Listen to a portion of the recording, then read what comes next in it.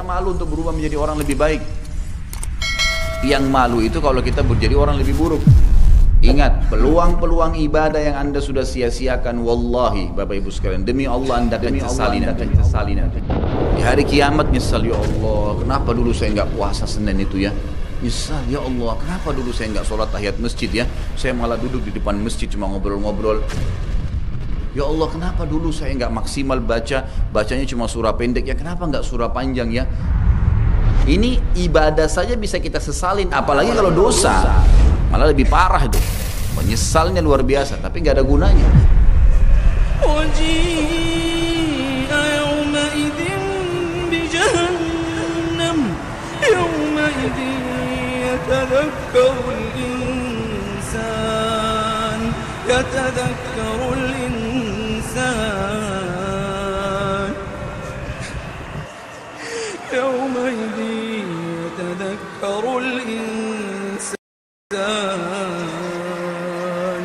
يتذكر الإنسان وأنى له الذكرى.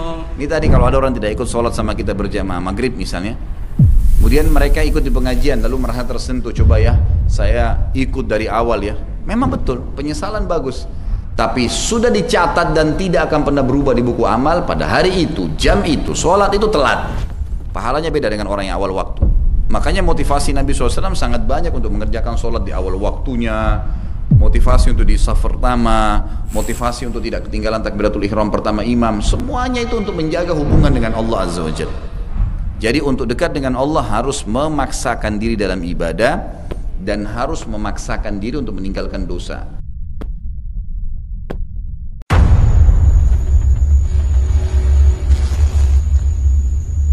Kita sudah dibiasakan mengerjakan tarawih, biasa sholat malam, kenapa nggak dikerjain sekarang?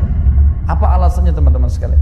Mungkin banyak orang yang mengatakan itu kan cuma sunnah. Perhatikan, kalimat itu cuma sunnah, buang di lautan, jangan lagi dipakai mulai sekarang. Kalimat ini teman-teman secara zahirnya benar, tetapi secara hakikinya ini menjauhkan kita dari ibadah. Itu kan cuma sunnah, artinya tidak usah dikerjain. Lalu untuk apa disyariatkan? Ingat, amal sunnah bermanfaat membantu amal wajib kita. Hadis Bukhari menjelaskan masalah itu. Kata Nabi SAW, awal amal dihisab hari kiamat adalah solat. Kalau solat baik maka akan membantu yang lain, kalau buruk akan mengganggu yang lain.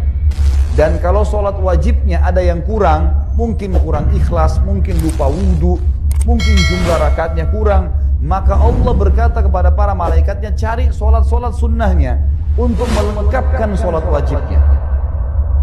Berarti fungsi sunnah di sini membantu wajib. Fungsi yang lain adalah hadis juga Bukhari. Kata Nabi SAW, Allah berfirman hadis qudsi, seorang hamba terus mendekatkan diri kepadaku dengan amal-amal sunnah sampai aku mencintainya. Pencipta langit dan bumi mencintainya. Kalau aku mencintainya, maka aku akan menjadi penglihatannya, digunakan untuk melihat, pendengaran digunakan untuk mendengar, tangan digunakan untuk menjamah, dan kaki yang digunakan untuk melangkah. Artinya Allah akan mengontrol dan mengawasi dia karena amal sunnahnya itu. Kenapa nggak dikerjain ini? Apa alasannya? Waswas syaitan udah standar, ngantuklah, inilah, itulah, gulirkan ibadah. Kita kalau bangun malam ngantuk, coba gulirkan, bangun, wudu, zikir, bangun tidur, insya Allah bergulir, tetap sholat tuh. Dan tidak ada orang mati karena bangun sholat malam, dibiasakan. Dan ini memang waktu, kata ulama, ibadah yang paling aman dari riya, sholat tahajud. Karena biasanya kita kerjaan sendirian, gitu kan? Nabi SAW tidak pernah meninggalkan sholat malam walaupun dalam keadaan safar. Ini harus dijaga teman-teman sekalian. Kata Nabi SAW, biasakan sholat malam karena dia kebiasaan orang-orang soleh sebelum kalian.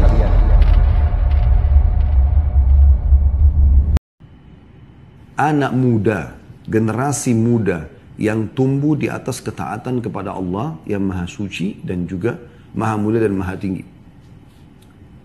Yang kita lihat sekarang, lingkup misalnya di Indonesia saja kita bicara. Sering kita dengar itu. Mumpung masih muda, gitu kan. Apa maksudnya? Silakan buat sepuasnya. Boleh kenal rokok, khamar, narkotika, perzinahan, segala macam hal. Mumpung masih muda, seakan-akan nanti kalau sudah tua baru taubat. La haula wa la quwata illa billah. Siapa yang menjamin Anda bisa sampai masa tua? Justru di masa muda itu harus digunakan karena potensi, energi, ide-ide lagi banyaknya dan bagus. lagi cemerlangnya. Kenalkan Allah subhanahu wa ta'ala di masa mereka masih kecil. Takutlah kepada Allah. Patuhlah kepada Allah. Ini karena Allah perintahkan. Saya coba terapkan kepada anak-anak seperti itu dan tertanam. Cukup baik. Biarkan mereka tumbuh di atas ketaatan kepada Allah subhanahu wa ta'ala. Kenapa generasi muda ini dibiarkan hilang begitu saja? Ini adalah aset umat yang harusnya bisa dijaga.